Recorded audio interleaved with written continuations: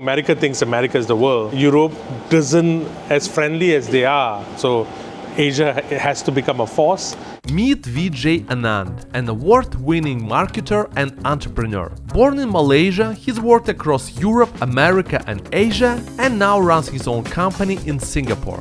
VJ shared what US and UK businesses don't get about Asia, whether Singapore's strictness holds back true creativity, and the biggest lessons he learned from working with the founders of GoJack and Gary Vee. I'm Max Chernov, your insider to Expat Live. Let's go! Living in Singapore, do you feel like home? It's very easy for you and very kind of similar experience for you? Living in Singapore has been amazing. I like, the safety. I didn't like London. I quickly, ever since I got mugged, I was like, I want to go back to Singapore, man. It's much safer here. Yeah. Or even in Southeast Asia. I lived in Southeast Asia for 24 years or 23 years, and I've never been mugged before. Nothing's ever happened. Maybe lucky, touch wood. But going to London, you get it straight away. But Singapore has become kind of like home. And it's easy to go back home as well. Yeah. Malaysia is just like a 45 minutes flight away, an hour. It's so accessible. And I feel Singapore is like the hub where if you want to go to Bangkok to shoot something, which I've been doing as well. Yeah. You want to go to Jakarta, it's all so near. Super easy. Yeah, super easy. So you decided to start your business, start your company in Singapore. Why is that? I plan to open Singapore only because I feel it's a hub. I could have done it back home in Malaysia easily.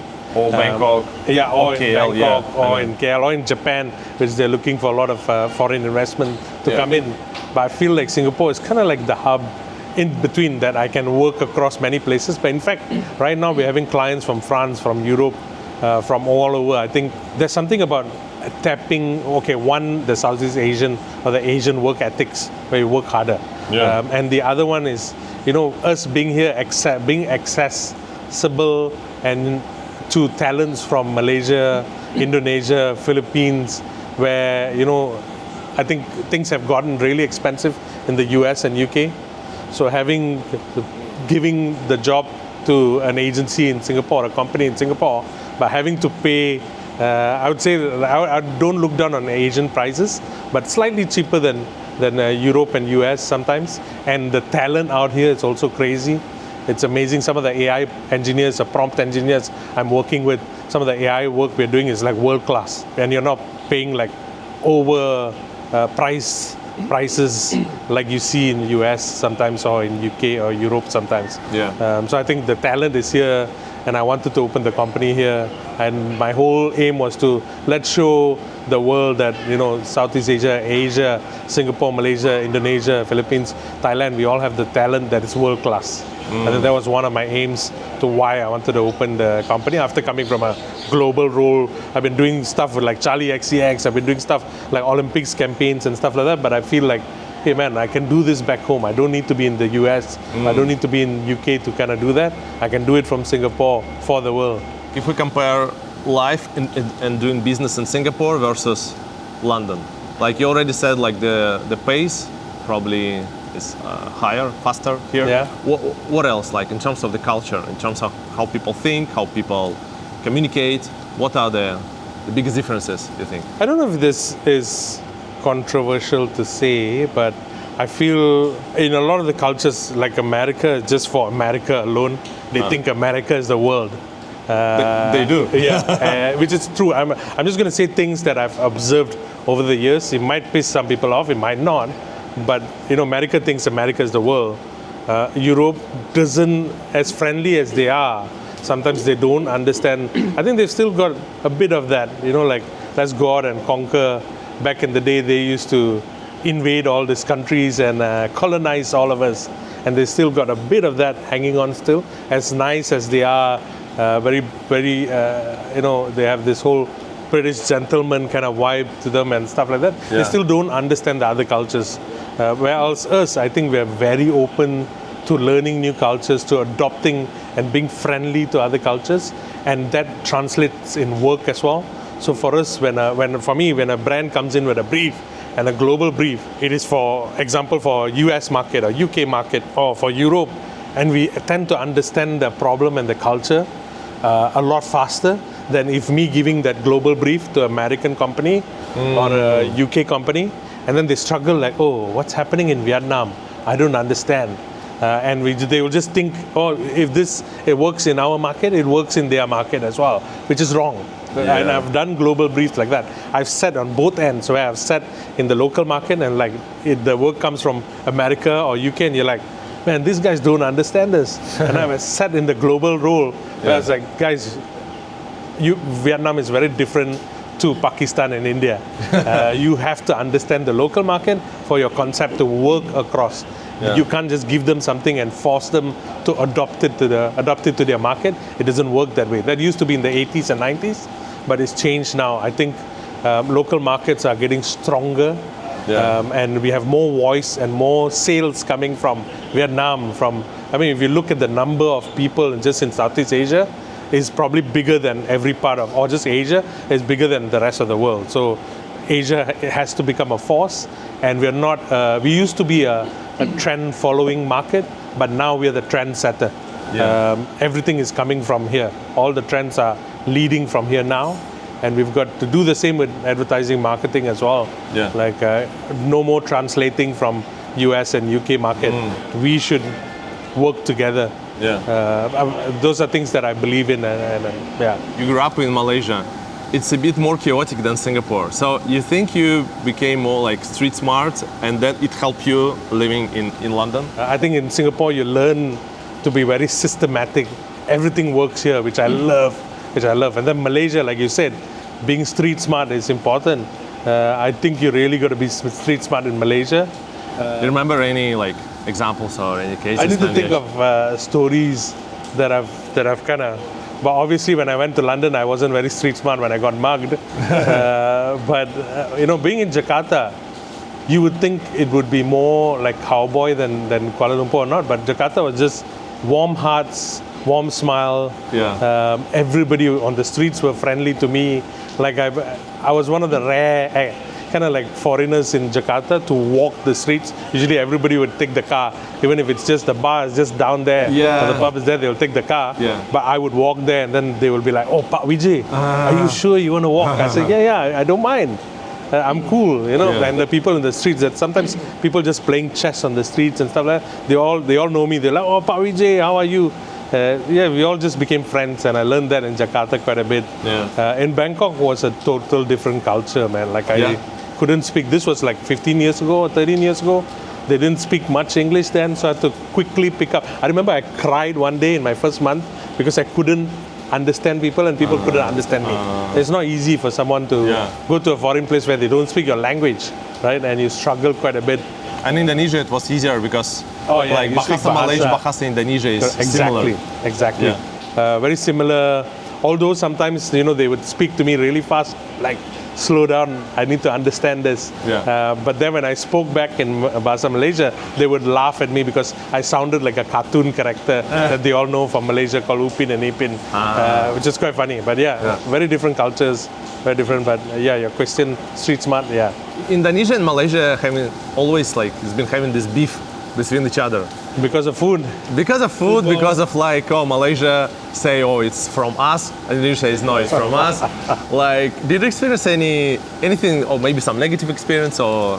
I think it's funny, because all our cultures, even Singapore and Malaysia have some beef.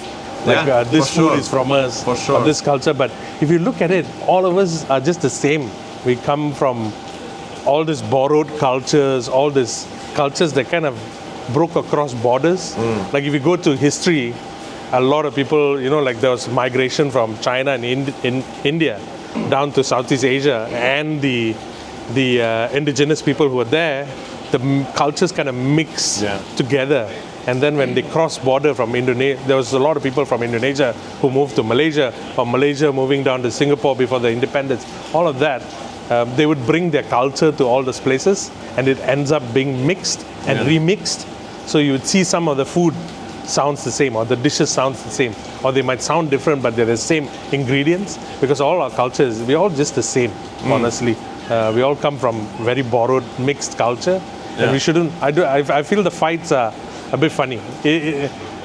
it A bit makes exaggerated sometimes, right? it is exaggerated. It is entertaining for sure. Yeah. But I mean, lately we know what's happening in Jakarta. It's been quite Yes. crazy, and you see support from Malaysians, from Singapore. A few days ago, Malaysians. There was news that Malaysians were buying meals for just random people in Indonesia because they found a hack on the app to do that on Grab, which is an amazing thing. You're just helping when they're having a tough time. We all just come together and help each other out, and that's the beauty of Southeast Asia, I feel. Yeah. What did you understand about yourself being Malaysian or being from this part of the world after living for 2 years in the UK? I think Malaysians, like me, not just me, but I feel like in general, Malaysia, because we've had, Japan invaders, British colonizers, Portuguese colonizing some part of Malaya and stuff like that. For us to, like I said, adopt the culture, I think it's our secret weapon. And I feel like when Malaysians go abroad, they do really well to assimilate and learn new cultures. And I feel like, so when I work in UK, they're like, oh wow, you work like us, or you understand us. I say, yeah, because I grew up watching British shows and the British culture, the food. There's so many things that are still left behind that's part of our culture, where else you don't understand our culture. If someone from there comes here, they'll be like, oh shit, like it's very different. I don't know this, I can't take this. But for us, I think Malaysia has that, or Malaysians have that ability to assimilate and become part of that culture very fast. I think that's our secret power. So it's like being mentally flexible and culturally flexible. Flexible. I think our the empathy, all of that, the EQ to other cultures is pretty good. And I feel like Singapore is the same as well. You think so? I think so. Because people say because Singapore is also a mix of different cultures. Yeah, mix of cultures. But people say Malaysia is more easygoing, more maybe open. That as well. Street smart, easygoing. Those kind of things. There's always this. There's a huge government Singapore push. If you've seen the last few, maybe year or so, a few months, they've been pushing anti-scam campaigns. Yes. Because I feel like because of the umbrella and the safety that Singapore provides, I think sometimes Singaporeans have lost the street smartness and the scam, the data of people getting scammed in this country, the numbers. I think they're highest in the world, or second highest, or third highest in the world.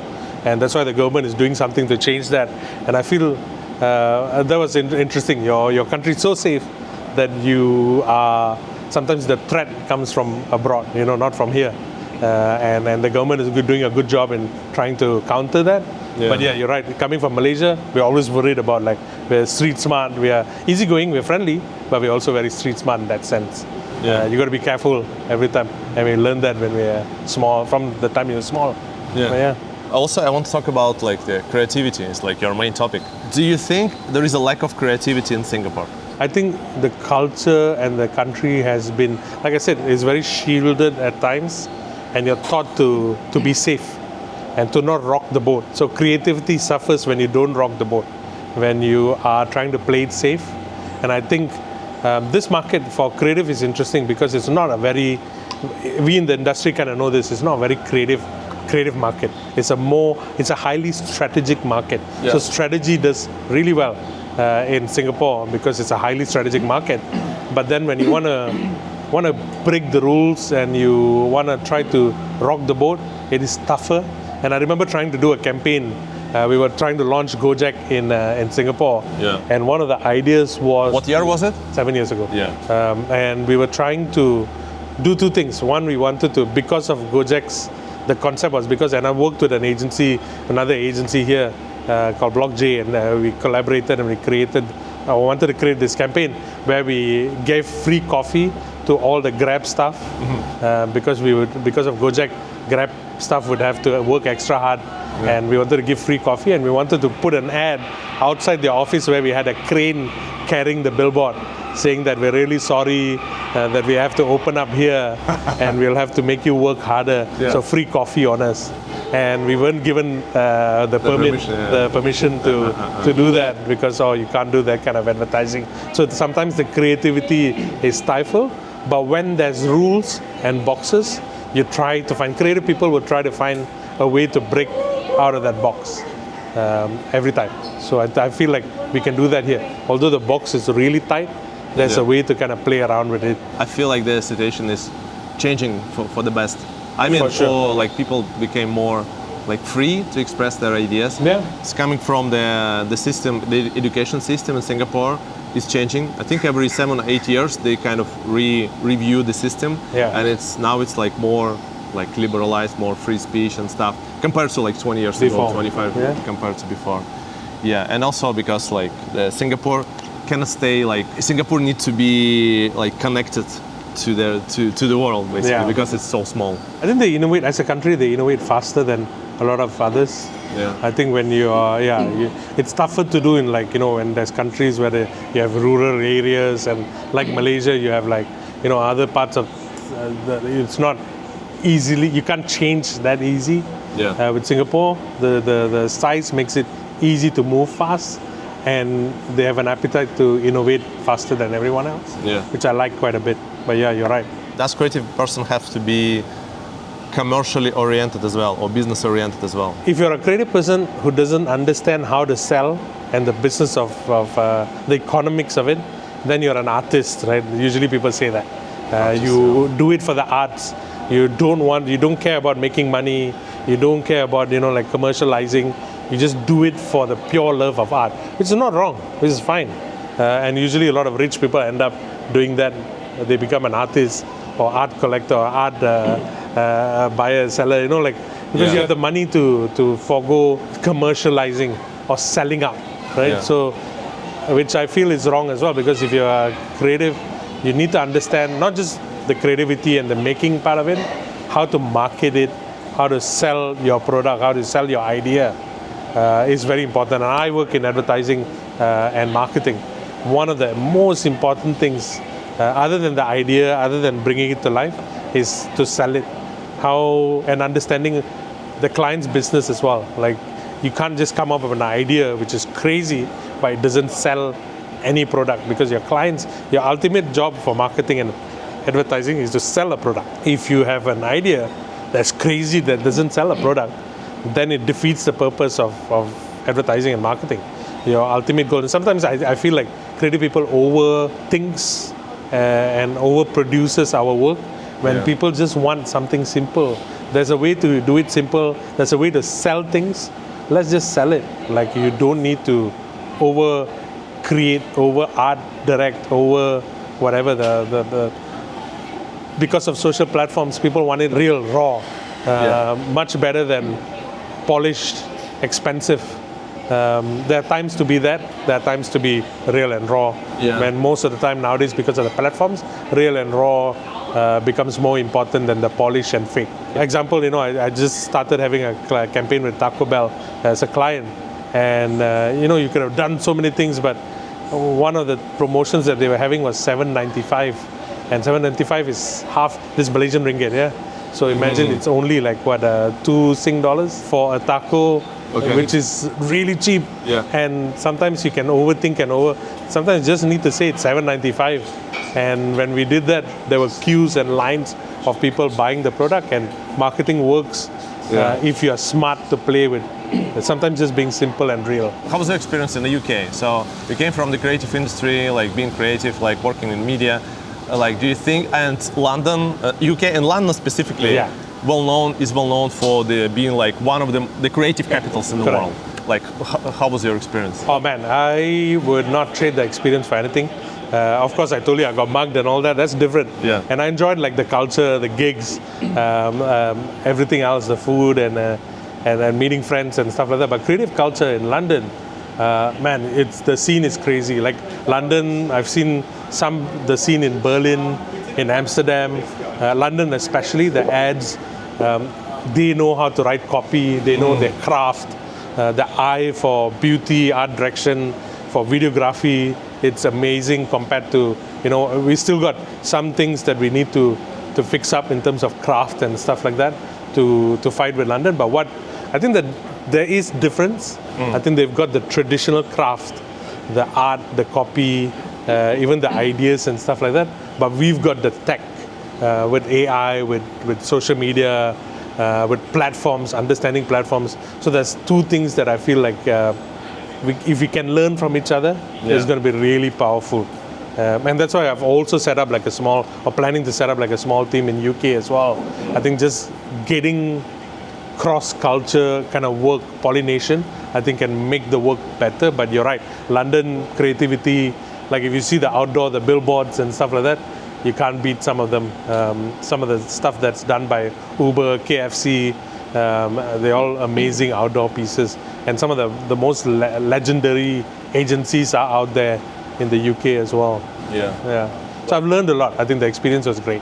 Some people think I just show up at the guest place, press record, and that's it, the video is done. But right now 6 people work full-time and 2 part-time on this project. It takes a lot of time, energy and money. Some interviews takes months to secure, but we do it because we want to show the world that Asia is a modern, exciting and inspiring place, and to introduce you to the most interesting people out there. If that resonates with you, I'd love for you to become an even bigger part of this project. By clicking the join button below, you'll become an official member and supporter of this channel. You'll get a special badge, I'll see your comments first, and you will know that you are helping us keep this going. Big hug to each of you, thank you so much for your support, and honestly, you are the best YouTube community I could ever dream of. Thank you so much.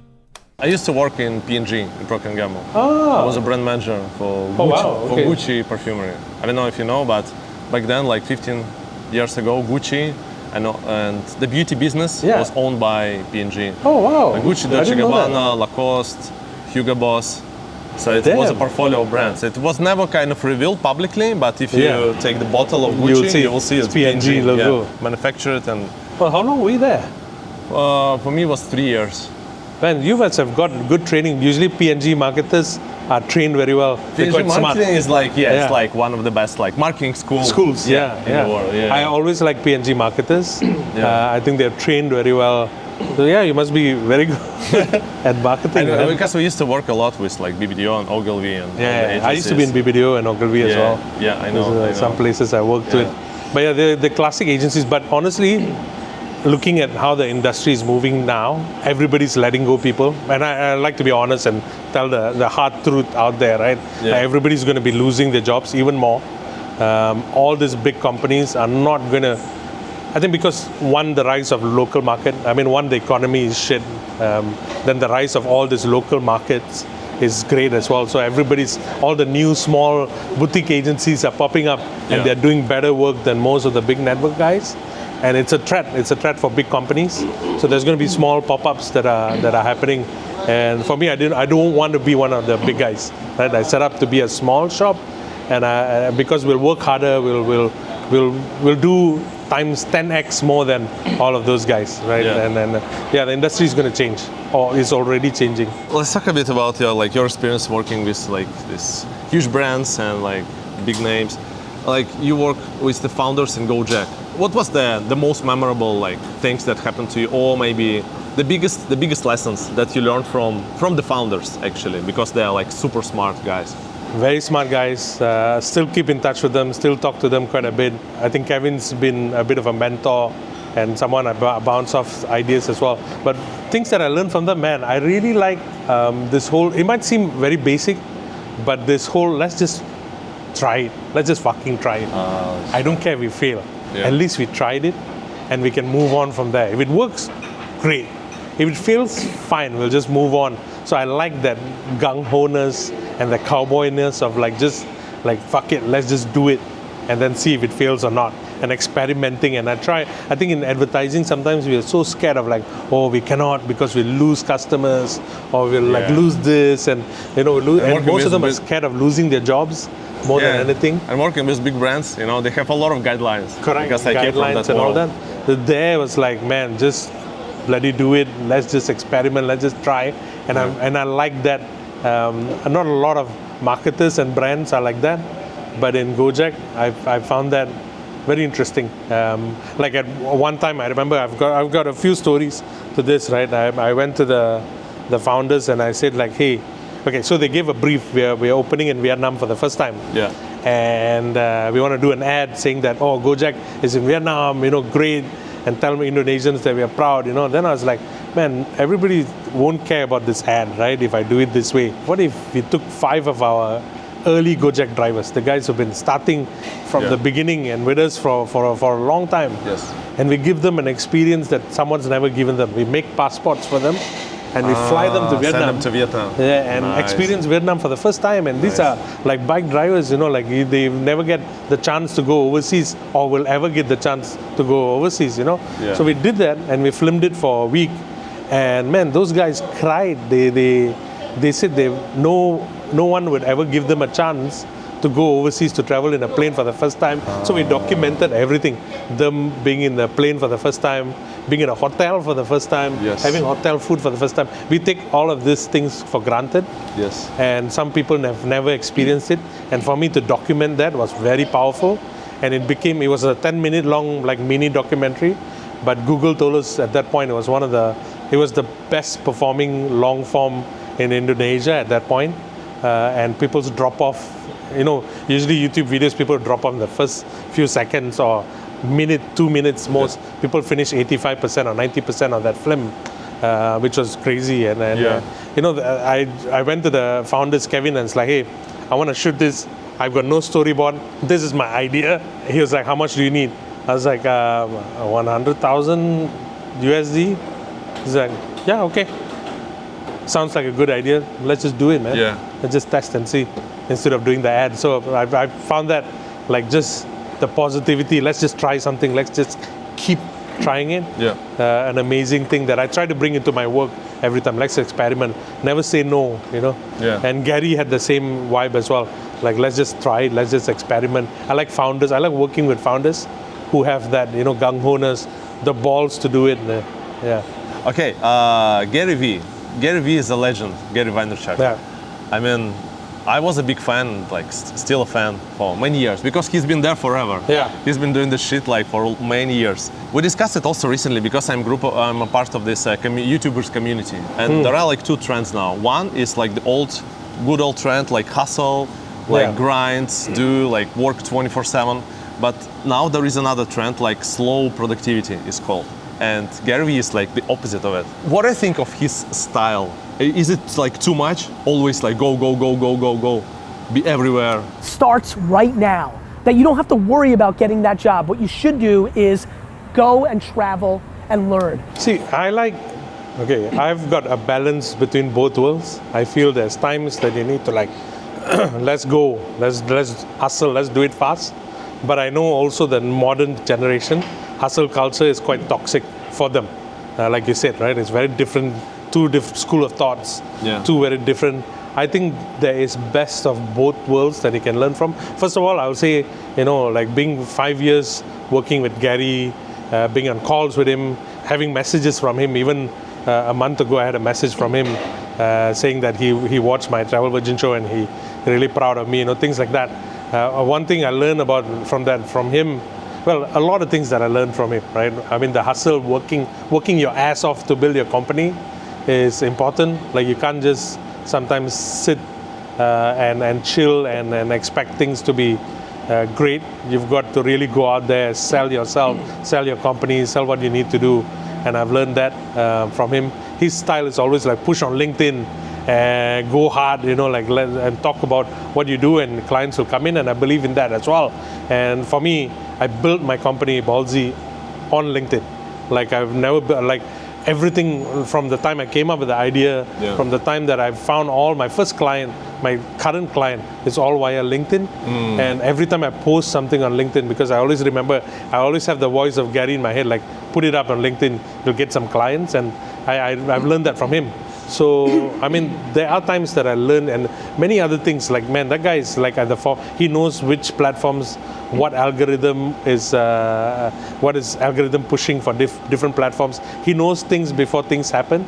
Like, there's a funny story that not a lot of people know. He invested in pickleball, or is it really? paddle? Yeah, and this was one of it. I think pickle is big in US. Yeah. So pickle, big in US. he invested 5-6 years before. Oh, and before people it started to be a thing. People laughed at him. It's like, who the hell invests in this stupid sport? And now That's cool. the whole world is playing it. So he had a video recently saying that, hey, the same thing. And I remember this, like, we all were like, oh, Gary's investing in pickle?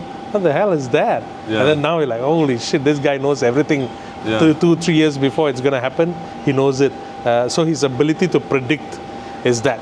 But also sometimes the hustle culture can get a bit toxic if you overdo it at times. Sometimes you still need that breather for you to like just calm down, recollect all your thoughts, and then reconfigure or innovate.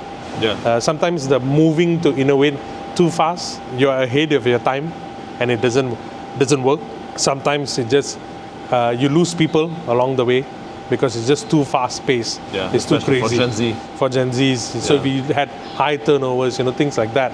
But I think every company is facing that right now because the work culture is so different. You have the bosses who've been through that whole hustle culture, and then you have the up and coming stars who are not used to that. So Yeah. for me, it's always a mix between those two. Yeah. There are times to hustle, there are times to relax, recollect, and innovate. So you're speaking at this conference in October, right? Yes. It's eCommerce Expo. eCommerce Expo, yeah. It's on the October 8th. Right? October 8th. One day before my birthday. All right. So what's special about this conference? I know that there are like big brands that are participating, like Puma, Toys R Us, Shangri-La, and many others. So you're speaking about what? I'm What's speaking, okay, first of all, I want to say a lot of big brands are there. A lot of great speakers are there. I am speaking, I've been asked to speak about storytelling in an age of, e-commerce and AI coming in. Is storytelling important in e-commerce and with AI? I think it is.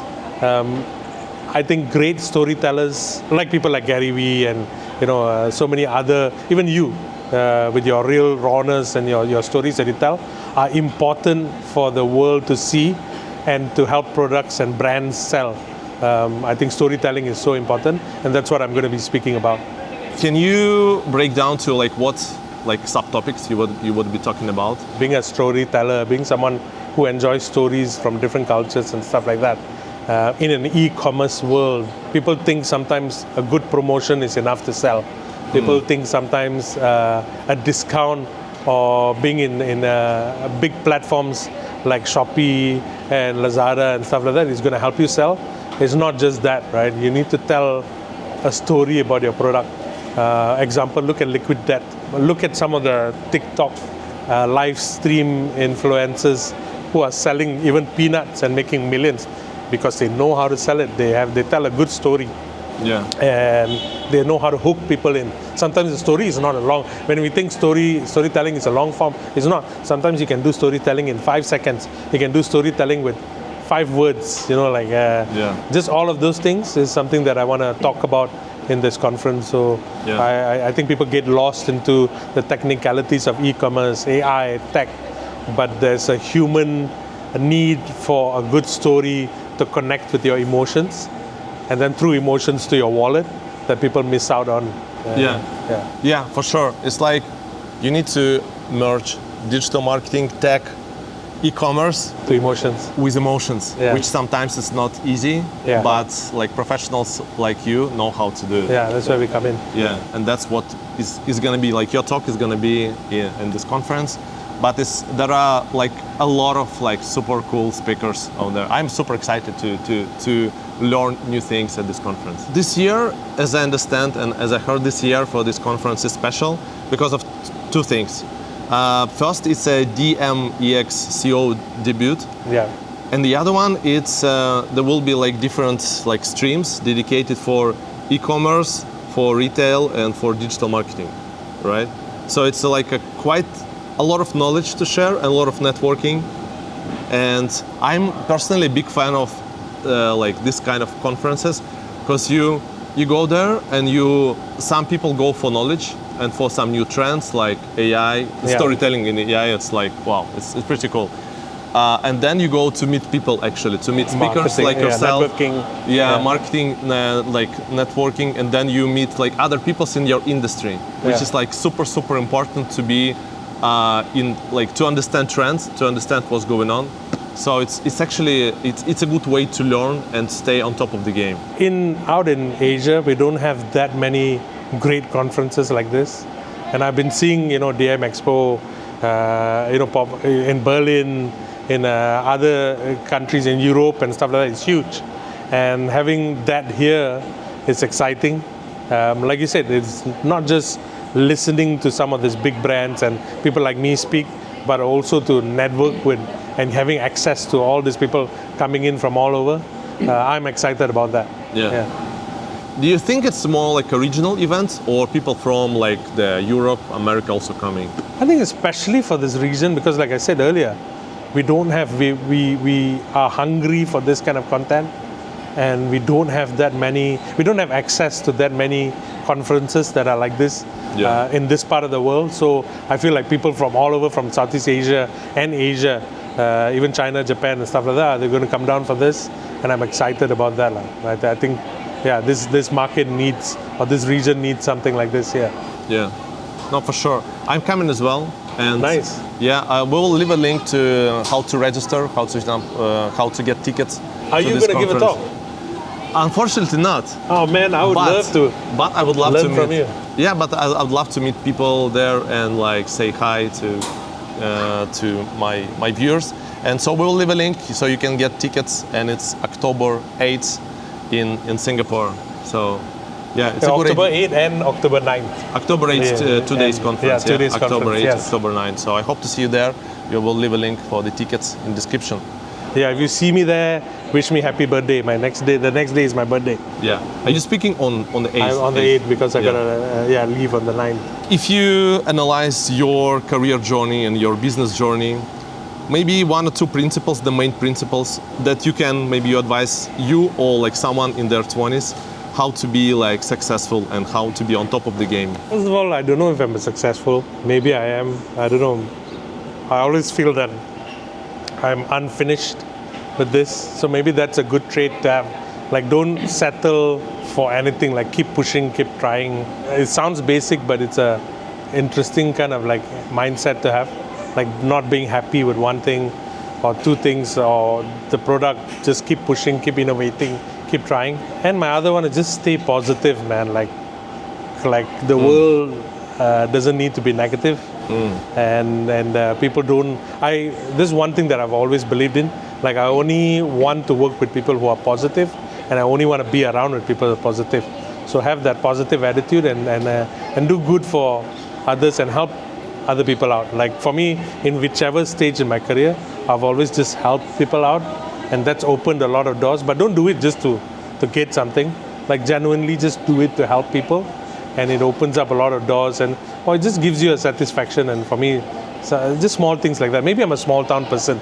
I am very happy with a lot of and contented a lot of things. Yeah. But with business, I'm like, let's keep trying, let's keep doing, but stay positive, don't be negative, and just help people as much as you can. Yeah. That's my 3 things. So I know you asked for 2, but that's my 3 things that I've just believed in. Yeah, I guess you appreciate this kampung spirit still. Yeah, the kampung spirit. Yeah. And just, being friendly, being warm. Don't forget that, but also be, like hungry when you need to, and strive and work hard when you need to, and just being positive. I think that kampung spirit of like, things might be tough for you, things might be crazy for you, but staying positive. And then the world and the work and the industry can kick you down, but stay positive, and because when you are putting out positivity, it'll come back to you. What's the meaning of life for you? Just being happy, man. Not being jealous of others. Just being happy with what we have, and just enjoy life. Like, enjoy food. Look at me. I'm Malaysian. I enjoy my food, and I just enjoy life. Enjoy good music. Enjoy, like I said, just life, traveling, cultures, learning from other people. Yeah. I enjoy listening to stories. Like everyone I meet, I'll try to get some stories out of them. I think maybe because I'm a storyteller, but I'm also just someone who loves stories. Yeah. But yeah. I saw you on your Instagram. You went to a concert, some big concert, like recently. A couple of months ago, I went for Oasis. Man, Oasis is. They are. One of my favorite bands when I was in the 90s. Yeah. Or like high school and stuff like that. And I used to play in a band as well. So we used to sing 1 or 2 of their songs. Oh, wow. Okay. Cool. We'll talk about that after this. But yeah, so man, Oasis is one of one of the best rock bands ever existed. I Yeah. feel the concert. Some people were like, "Oh, it's a -1. They can't be that good now." I think sometimes when you're good, whatever age you are, however long you've not done it, you're still good. You know. So yeah, it was Where was it? A huge stadium in London. So I went to London for some work Yeah. and to set up Ballsy there, Yeah. my company there. But I also got tickets with my friends to go and watch. Yeah. Oasis. So like I said, I just enjoy life, enjoy good music, enjoy bands, enjoy going for live concerts, enjoy good food. Just live your life, man.